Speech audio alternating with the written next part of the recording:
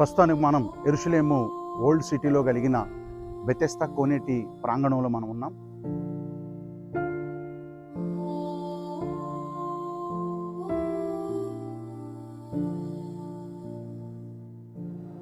ప్రస్తుతానికి మనము యెరూషలేము ఓల్డ్ సిటీలో యేసుక్రీస్తు ప్రభు వారికి జన్మనిచ్చినటువంటి కన్య అయిన మరియమ్మ గారు పుట్టిన వారి ఇంటిలో ఉన్నాం. అలనాడు యేసుక్రీస్తు ప్రభు వారి తల్లి అయినటువంటి కన్య అయిన మరియమ్మ గారి యొక్క తల్లిదండ్రులైన యెహోయాకీము అన్నే దంపతులు పుట్టింది కూడా ఇక్కడే. అంటే వారు యేసుక్రీస్తు ప్రభు వారి అమ్మమ్మ గారు, తాతయ్య గారు.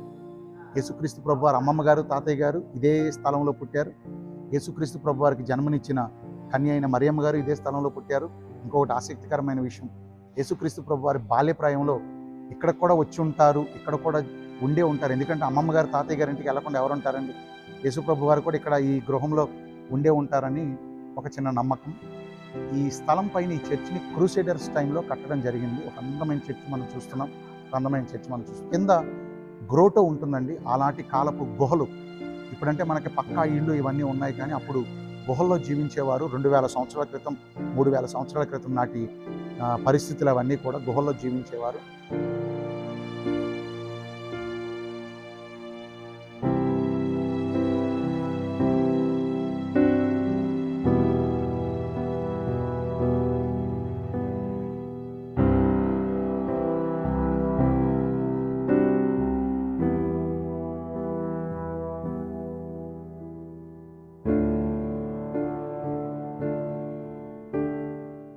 ఇదిగోండి, ప్రస్తుతానికి మనం చూస్తున్నది దేవునికి ఇష్టానుసారుడైన మనుషుడు అని దేవుని ద్వారా సాక్ష్యం పొందిన ఇజ్రాయేలు సామ్రాజ్యానికి 2వ రాజైనటువంటి యెషయా గారి కుమారుడైన భక్తుడైన దావీదు గారి సమాధిని మనం చూస్తున్నాం.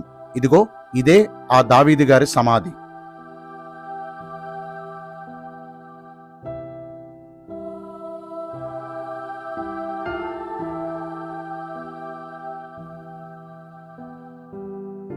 ప్రస్తుతానికి మనం ఉన్నది యెరూషలేము పట్టణంలోని అబ్షాలోము సమాధిని మనం చూస్తున్నాం. దావీదు కుమారుడైనటువంటి అబ్షాలోము సమాధి అని చెప్పబడుతున్నటువంటి ఒక స్తూపాన్ని మనం చూస్తున్నాం.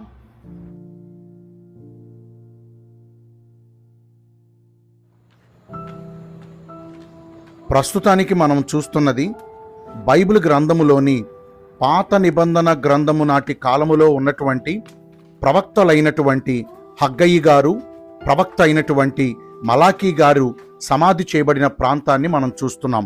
వీరిద్దరే కాకుండా ఇంకా మరికొందరి ప్రవక్తల సమాధులు కూడా ఇక్కడ భద్రపరచబడి ఉన్నాయి.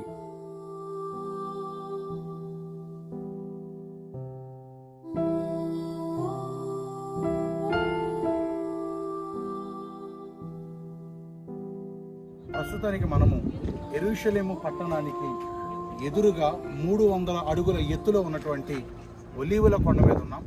నా వెనక మీరు చూస్తున్నవి యూదుల సమాధులు. ఇంచుమించుగా ఈ ఒలీవుల కొండ ఆ పై భాగం నుండి క్రింద భాగం వరకు అన్నీ కూడా యూదుల సమాధులు ఇక్కడ పాతి పెట్టించుకోవడం జరిగింది. ఇంచుమించుగా 1.5 మిలియన్ దగ్గర 15 లక్షల సమాధులు యూదుల సమాధులు ఇక్కడ పాతి పెట్టడం జరిగింది, ఇక్కడ పెట్టుకోవడం జరిగింది. యూదులు ఇక్కడ సమాధి చేయబట్టడానికి గల కారణం ఏంటంటే వారి నమ్మకం మెస్సయ్య వచ్చినప్పుడు మృతుల పునరుత్థానం జరుగుతుంది అని వారు నమ్ముతారు. ఇక్కడ పాతి పెట్టడం ద్వారా మృతుల పునరుత్థానం జరిగినప్పుడు వారి సమాధులు కూడా తెరవబడతాయి అనేది వారి యొక్క నమ్మకం. వారి పితరులు, వారి పూర్వీకులు కూడా తిరిగి లేస్తారనేది వారి యొక్క నమ్మకం. అందుకని ఇక్కడ యూదులు ఎక్కువగా సమాధులు పాతి పెడుతూ ఉంటారు. ఈ సమాధులన్నీ మనం చూస్తున్నాం. ఇదంతా కూడా ఒక యూదుల సమాధుల తోట అని కూడా అనొచ్చు. మనం దానిని చూస్తున్నాము. ప్రస్తుతానికి మనము యెరూషలేము పట్టణంలో కలిగిన జూయిష్ క్వార్టర్స్, యూదుల క్వార్టర్స్లో ఉన్నాం. ఇక్కడ మనం గమనిస్తే దేవాలయంలో పెట్టుట కొరకు ఇజ్రాయేలీలచే సిద్ధపరిచిన బంగారపు మెనోరా, బంగారపు దీప వృక్షాన్ని మనం చూస్తున్నాం.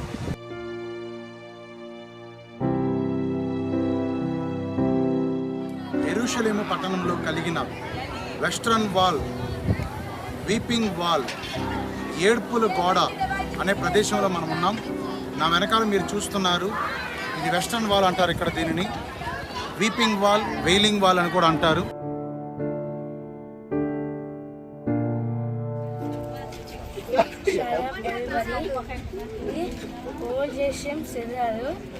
దీన్ని మళ్ళీ రీక్రియేట్ చేశారు గైస్.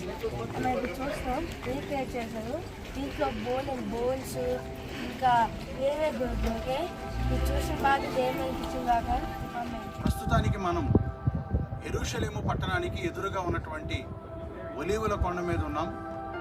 ఈ కొండ మీద నుండి మనము కాస్తంత క్రిందకి అటుకుండా చూస్తే మనం కొన్ని విషయాలు పరిశీలన చేస్తాం.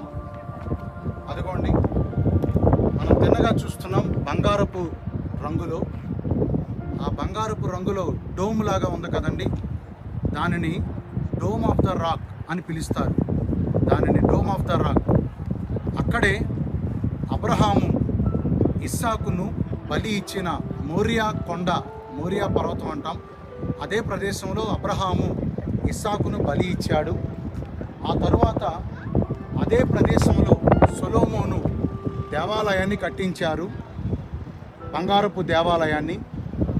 అదే ప్రదేశంలో దావీదు ఆ స్థలమంతా, ఇప్పుడు మనం చూస్తున్న ఈ స్థలమంతా కూడా దావీదు